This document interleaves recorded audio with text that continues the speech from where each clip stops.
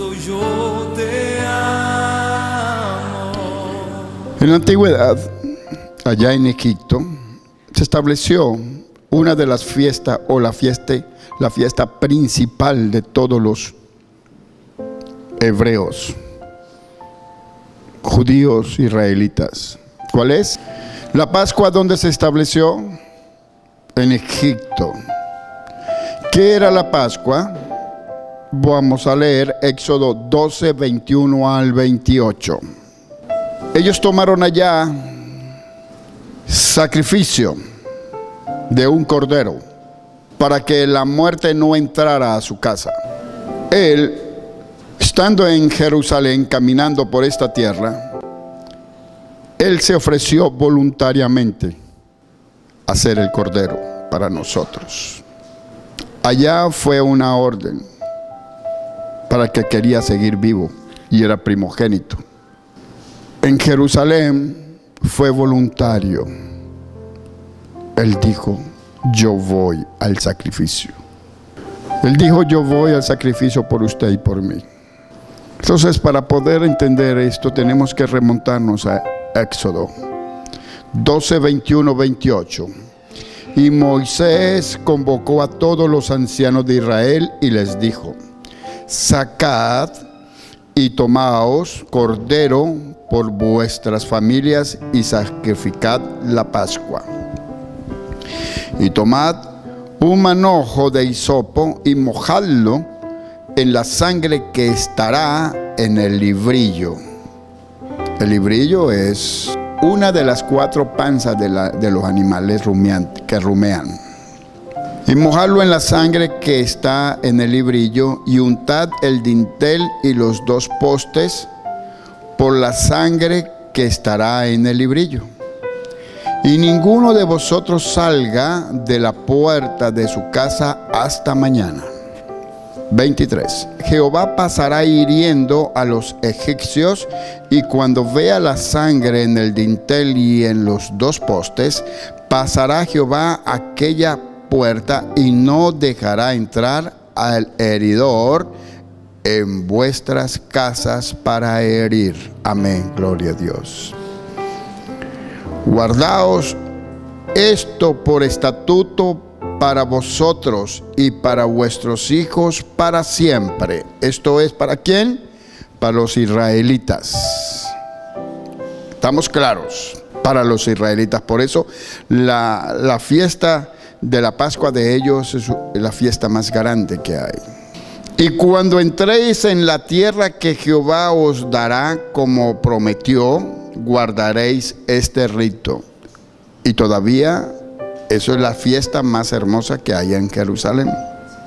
Y para todos los judíos, para todos los israelitas, para todos los hebreos en el mundo. Y cuando os dijeren vuestros hijos: ¿qué es este rito?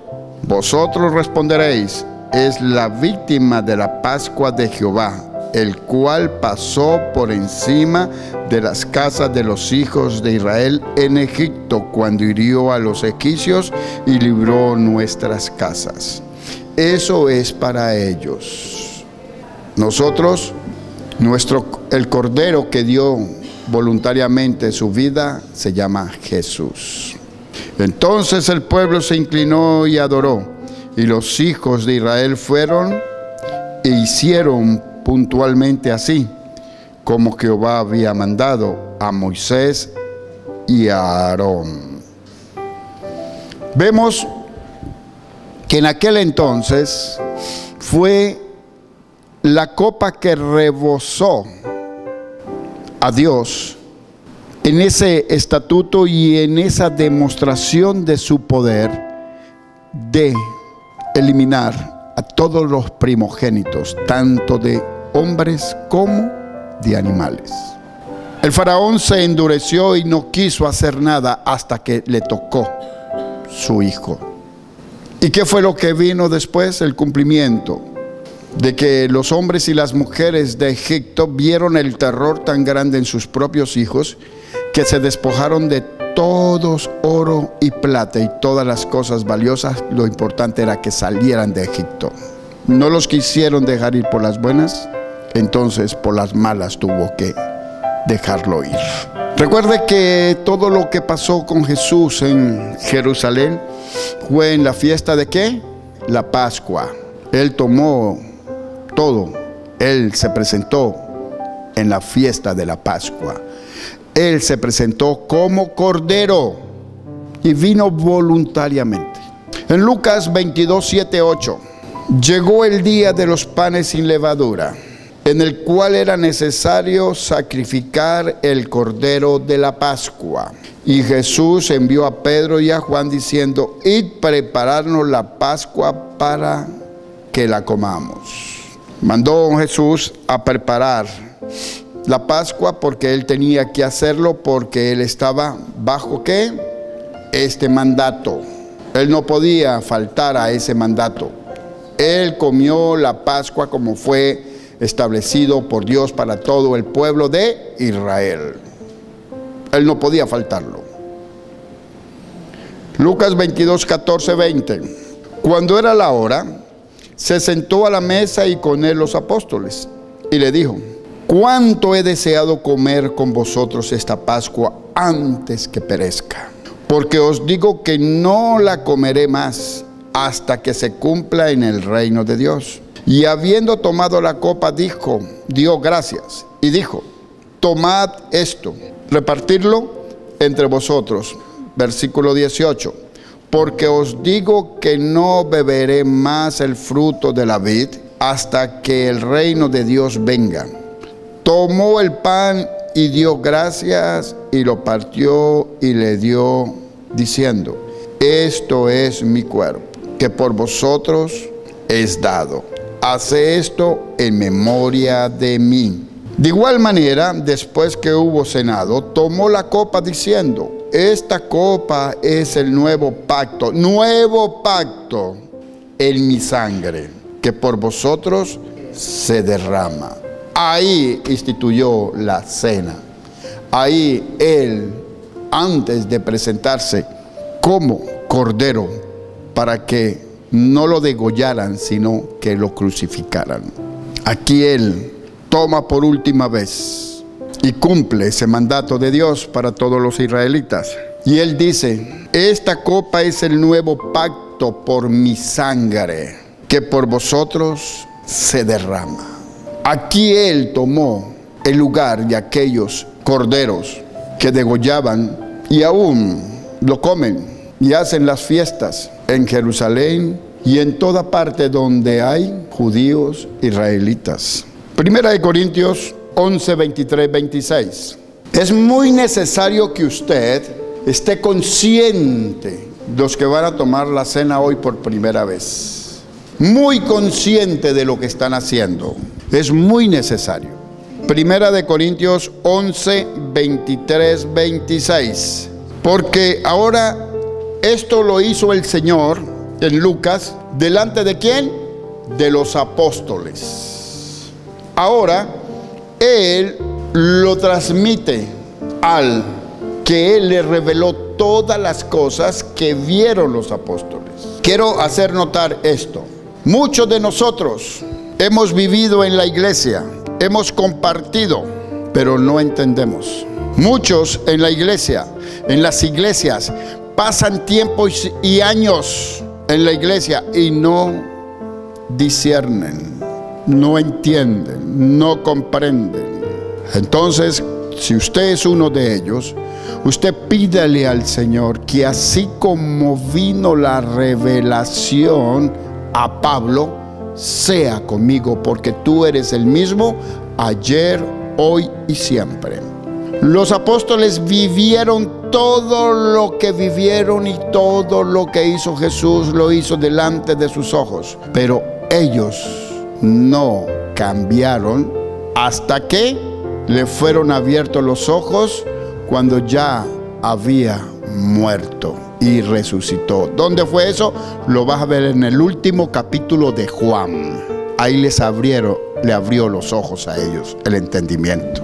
Jesús, viendo todo esto, Él escogió a un hombre para la representación y para que fuese el primogénito de todos aquellos que hemos sido llamados a ser seguidores de Cristo como Él es de Cristo. Estaba hablando de Pablo. Y yo soy seguidor de Cristo y de Pablo, porque la revelación que vino a Pablo, asimismo Dios me tomó a mí.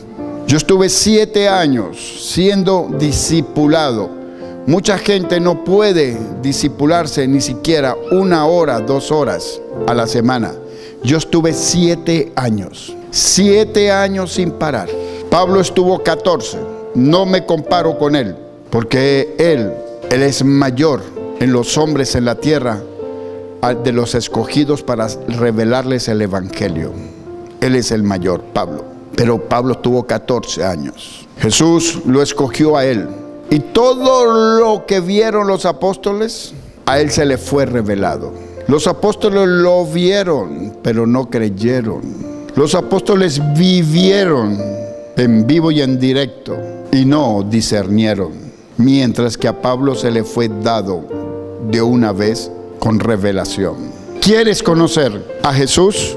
Léete desde Hechos hasta Judas. Ahí estamos metiendo a Santiago, estamos metiendo a Pedro, estamos metiendo a Juan, estamos metiendo a Judas, Tadeo, no el Iscariote. Ahí usted va a enamorarse de mi Señor, porque es la revelación. Y lo complementan, dicen que Hebreos fue escrito por Lucas. Lo complementas con Pedro, con Juan, con Santiago, con Judas. Pero es muy importante que usted lea las epístolas. Es donde está la revelación de todo, de la naturaleza, de la vida, de la pasión de Jesucristo por usted y por mí.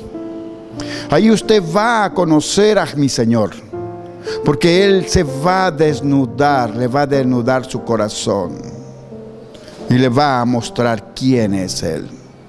Se va a mostrar como el Cordero inmolado, el que quita el pecado del mundo, el que derramó la sangre por usted y por mí. Primera de Corintios 11, 23, 26, porque yo recibí del Señor lo que también os he enseñado. ¿Quién está hablando? Pablo. Que el Señor Jesús, la noche que fue entregada, tomó pan. Él no estaba ahí, por eso hace la aclaratoria. Y habiendo dado gracia, lo partió y dijo: tomad, comed, esto es mi cuerpo, por vosotros es partido. Haced esto en memoria de mí. Asimismo tomó la copa después de haber cenado, diciendo: esta copa es el nuevo pacto en mi sangre. Haced esto todas las veces que la bebieres en memoria de mí.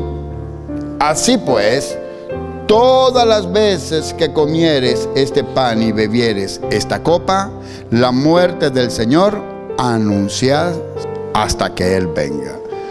Los hebreos, los judíos, pueden hacer esta fiesta, ¿cuánto? 1 vez al año. Aquí nos da libertad para que cuantas veces usted quiera hacerlo. Lo puedes hacer cuantas veces quiera. Puedes tomar la cena todos los días. Puedes hacerlo cada 8 días. Puedes tomarlo tú solo, sola, en su casa, en su familia, mientras todos estén bautizados por agua. Se puede hacer, porque es una conmemoración de que Él, y por Él, y con su sangre, se selló el nuevo pacto.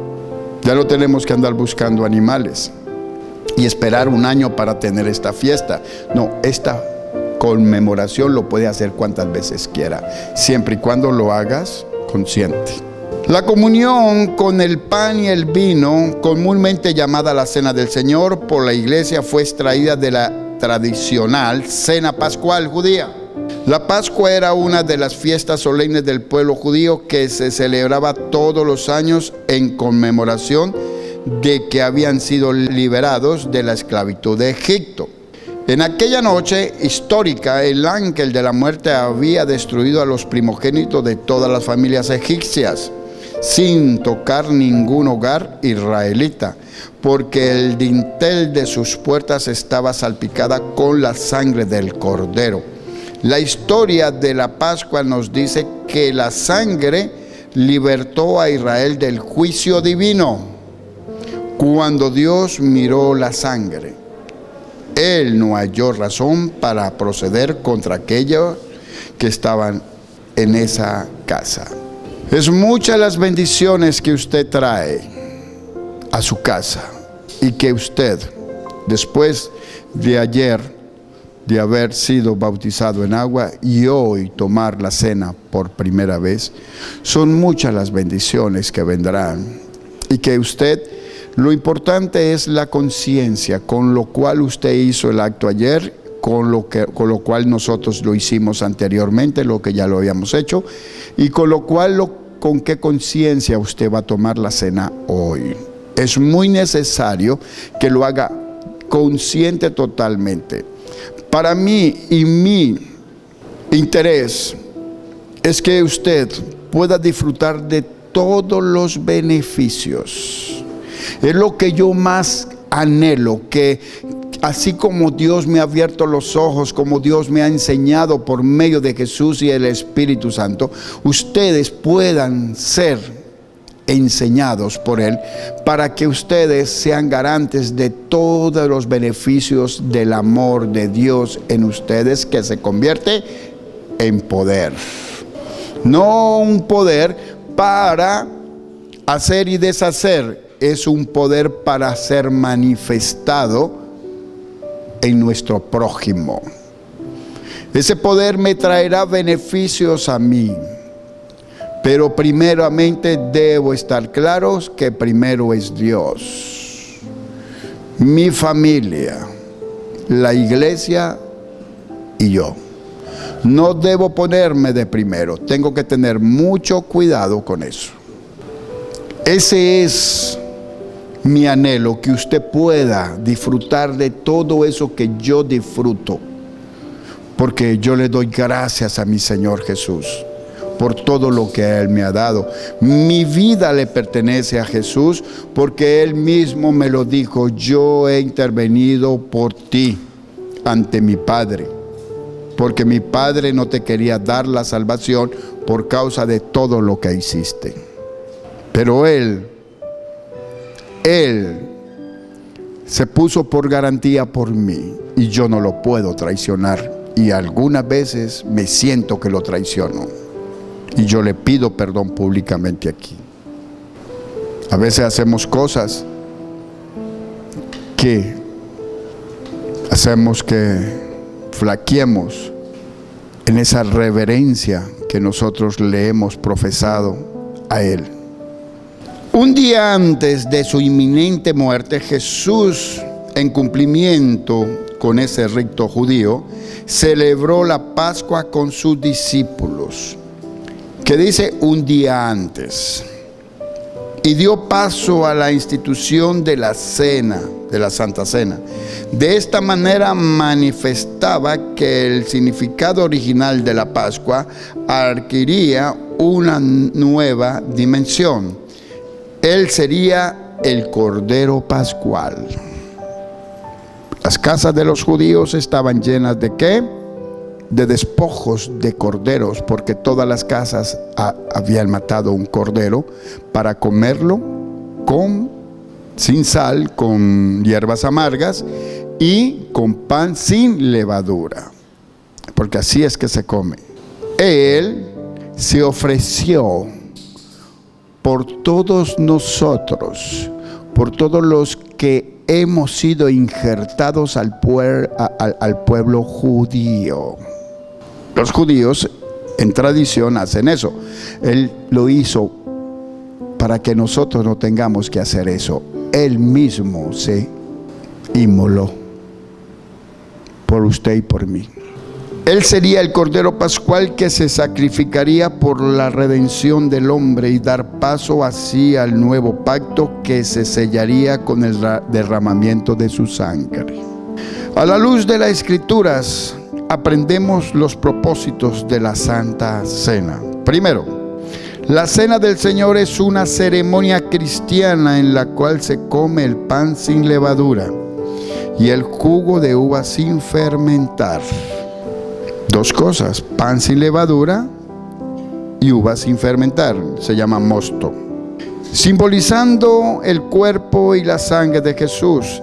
Esta ceremonia se hace para recordar el sacrificio del Cordero de Dios, que nos dio libertad, y para proclamar su regreso por la iglesia.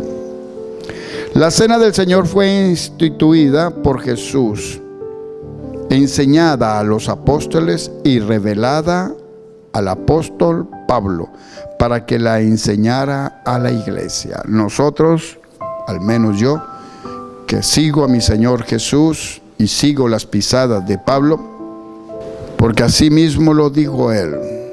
Él sigue a Jesús y él nos enseña cómo seguir a Jesús por medio de él. Así es como usted fue aprendido por su papá, y sus hijos lo siguen a usted y siguen haciendo lo mismo. Como la mujer que hace el pan de jamón y le corta los extremos. Luego le preguntan al nieto, a la nieta, a la bisnieta, ¿por qué hace? Porque lo hacía mi abuela.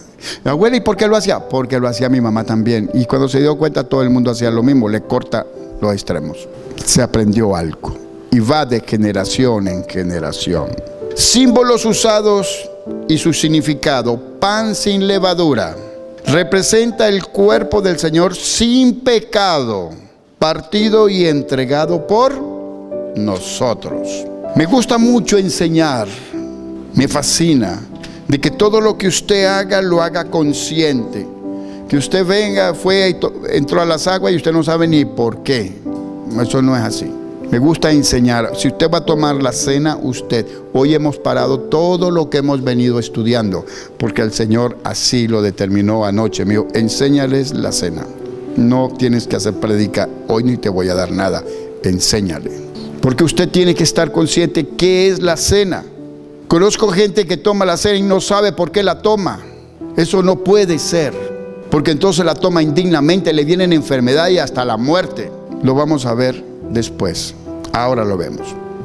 Ahorita nos vamos a encargar de ver qué es lo que simboliza. Mateo 26:26 dice: y mientras comía, tomó Jesús el pan y bendijo, y lo partió y dio a sus discípulos. Dijo: tomad, comed, esto es mi cuerpo. El pan, aquí dijo Jesús que es su ¿qué? Su cuerpo. Él está enseñando, este pan simboliza mi cuerpo. Primera de Corintios 11:24.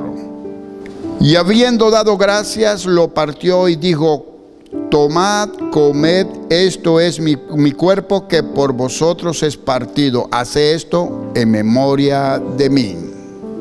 Esto es el cuerpo. Ahora vamos a ver qué simboliza el vino. Jugo de uva sin fermentar, mosto. Representa su sangre divina, sello del nuevo pacto entre Dios y los hombres. La sangre preciosa, cada vez que usted ore y usted rocee la sangre de Cristo sobre una persona, sobre un sitio, sobre lo que sea, la sangre de Cristo tiene poder. La sangre de Cristo viva y aviva lo que usted le ponga. Rejuvenece, restaura, hace lo que es, porque la sangre de Cristo está viva y usted la tiene al alcance de su mano. Mateo 26:27-29. Y tomando la copa y habiendo dado gracias, les dijo diciendo: bebed de ella todos, porque esto es mi sangre del nuevo pacto, que por muchos es derramada. ¿Dice por todos? No, dice por muchos. Espero que usted y yo estemos en ese muchos. Para remisión de los pecados. Y os digo que desde ahora no beberé más de este fruto de la vid, porque la vid es vida. La sangre de Cristo es vida. La sangre de Cristo está viva. Usted debe creer. Si usted cree en Jesús, una de las cosas que debes tener muy claro es que la sangre de Cristo está viva. Usted la puede aplicar en lo que sea, puede aplicarla en un enfermo. Usted tiene el poder. Hasta que aquel día en que lo beban nuevo con vosotros en el reino de mi Padre. Primera de Corintios 11:25. Asimismo tomó también la copa y después de haber cenado, diciendo: esta copa es el nuevo pacto de mi sangre. Haced esto todas las veces que la bebiereis en memoria de mí. Cada vez que usted toma la sangre de Cristo para aplicarla a un enfermo, a una circunstancia, para derrotar a Satanás, al diablo y a las circunstancias adversas, usted está tomando la sangre de Cristo. Tomar es, yo estoy tomando este libro, la tomo para aplicarla, la simbología. Yo tomo la sangre de Cristo, no me la estoy bebiendo, la tomo y la aplico sobre alguien. Y ese alguien tiene que sanar, porque si lo hago con fe y con convicción, usted tiene el grande poder de la sangre. Amén. ¿Qué significa la cena del Señor para el creyente? Redención y expiación. Vamos a ver qué quiere decir redención. Jesús canceló la deuda. Redención es que usted tenía una deuda que era impagable. ¿Con quién? Con Dios. Y Jesús la canceló. Entonces, al cancelarla, Él nos compró. Porque si yo llego y le digo: mira, yo empeñé esto, lo tengo empeñado por 10, y Él me dice: yo voy y pago. ¿Qué fue lo que hizo? Compró. Nosotros estábamos empeñados, estábamos grave, y Él fue, pagó y nos compró. Ahora le pertenecemos a Él. El problema de mucha gente allá afuera es que se rehúsan a esto. Creen que todavía el diablo es su dueño, y como él es mentiroso, entonces le dice: sí, yo soy el dueño tuyo. Mentira, porque Jesús lo hizo por toda la humanidad. Que el individuo esté velado y no lo quiera entender, no lo quiera reconocer, esa es otra cosa. Eso es una cuestión de conciencia. ¿Vio cómo cambia todo? Él es el dueño de todos nosotros, hasta del hombre más malo, porque Él pagó por todos. No hizo acepción de persona, fue por todos. Solamente se materializa cuando la persona lo reconoce, pagando el precio con su propia sangre, dándonos así la libertad para servir a Dios. Entonces, Él quiere que tú reconozcas que Él es tu Señor. Y Él te dice: yo lo único que quiero es que tú le sirvas a mi Señor, le sirvas a mi Dios, a tu Padre. Sé un buen hijo. Ni siquiera quiere que Él no coacciona para que lo sirvamos a Él. Pero si sirvo a Dios, entonces lo estoy sirviendo a Él. Y el Padre dice que Él nos da la libertad, pero es para que le sirvamos a su Hijo. La humildad de Dios se manifiesta aquí. La humildad de Jesús. Primera de Pedro 1, 18, 19. Sabiendo que fuisteis rescatado de vuestra vana manera de vivir, la cual recibisteis de vuestros padres. ¿De quién recibimos la mala manera de vivir? De lo que vimos, de los que van adelante de nosotros. Ahí fue donde nosotros nos contaminamos. Ellos no nos quisieron que nosotros nos volviéramos malos. Mi papá, mi mamá no. Pero vi cosas. Como no eran dados a la oración, a la iglesia, a la búsqueda de Él, yo también fui así.